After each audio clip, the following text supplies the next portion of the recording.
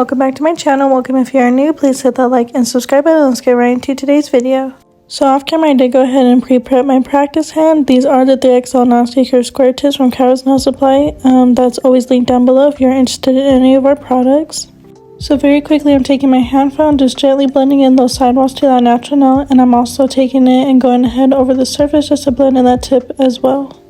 This step isn't absolutely necessary, but it does help provide a seamless application when you go in with your product.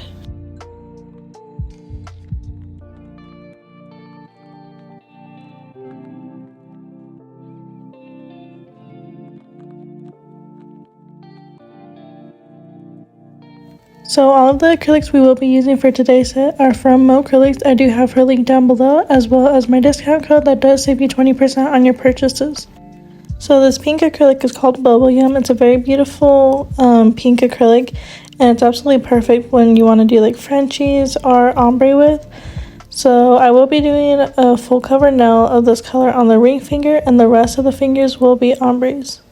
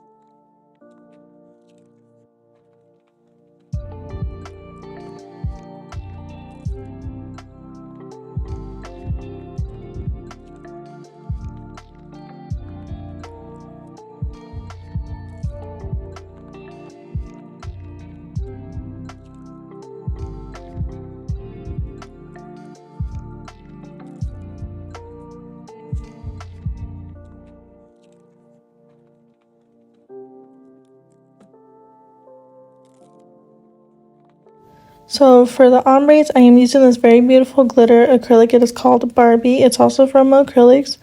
I believe it's a part of her Valentine's collection. I'm not quite sure.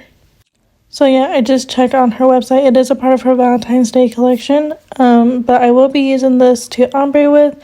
So I'm applying the glitter at the free edge area, pretty much where the tip meets the natural nail, and blending it towards the free edge. And then I will go ahead and take that Bubble Yum color and ombre it with that as well.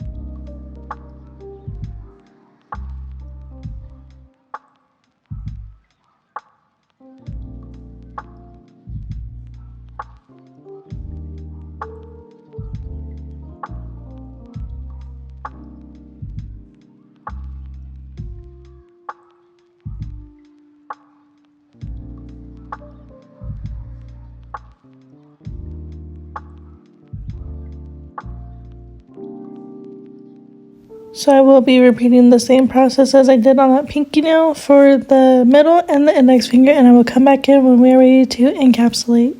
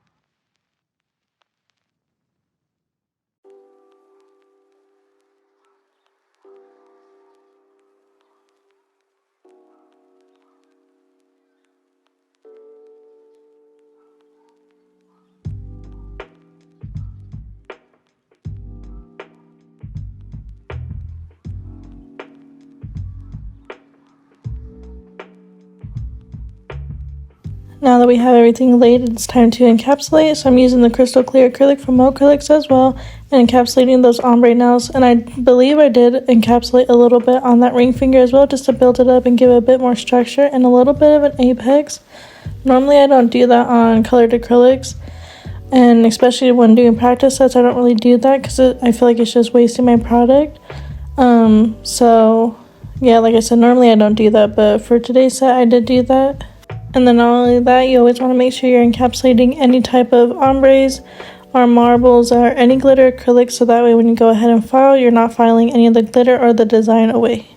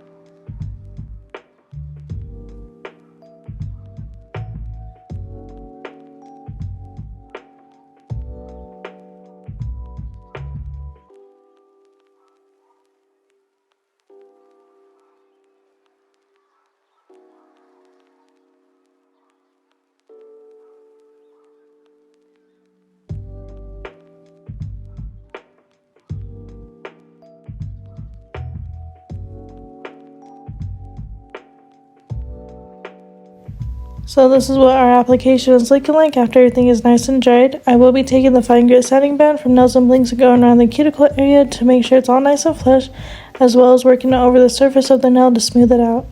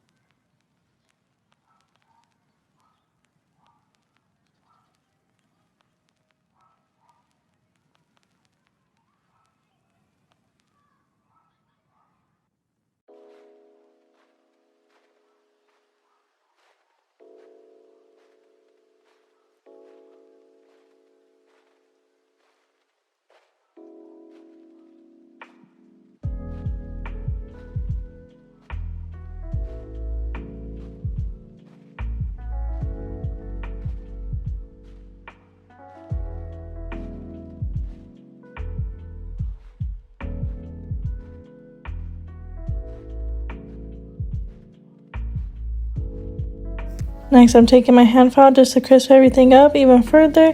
You want to make sure you're filing a little bit under that sidewall area, so that way if any acrylic spilled over, you can get that. And then you just want to make sure everything's nice and flush to that natural nail area.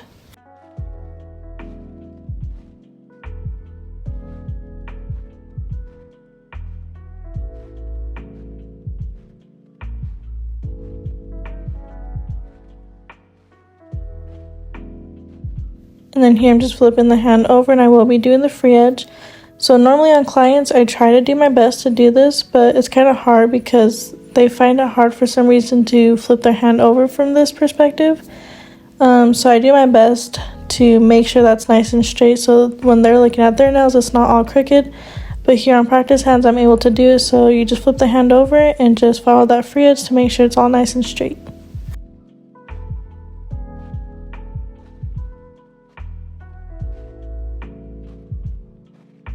And then finally, I'm just taking this 5-in-1 drill bit and going underneath the free edge area just to thin it out a little bit and kind of give it like that C-curve look. And then after this, I didn't buff the nails. Normally, I only do that if I'm going ahead and doing some nail art, like hand-drawn nail art, but I didn't do that for today's set, so I didn't buff the nails at all. Now that we have everything nice and filed, it's time to go in with our nail charms and everything.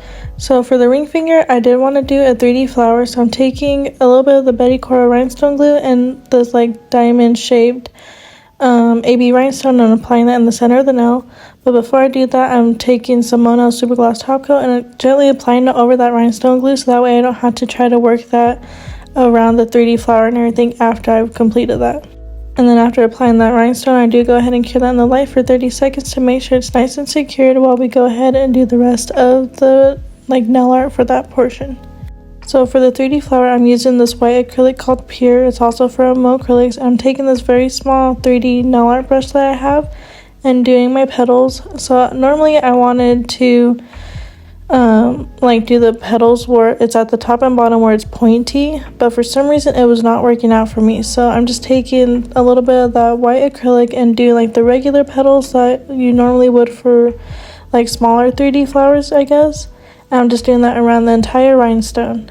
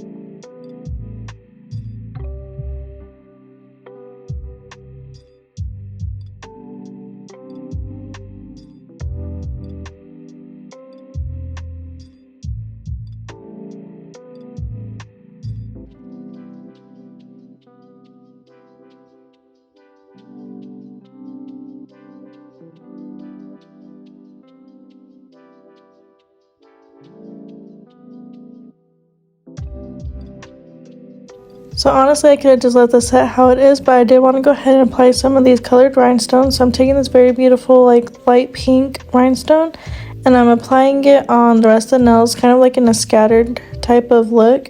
So I'm just doing 4 rhinestones on each nail though. And then after I do that on the ombre nails, I do go ahead and apply a few of those around the 3D flower as well, just to give it a bit more like design, I guess.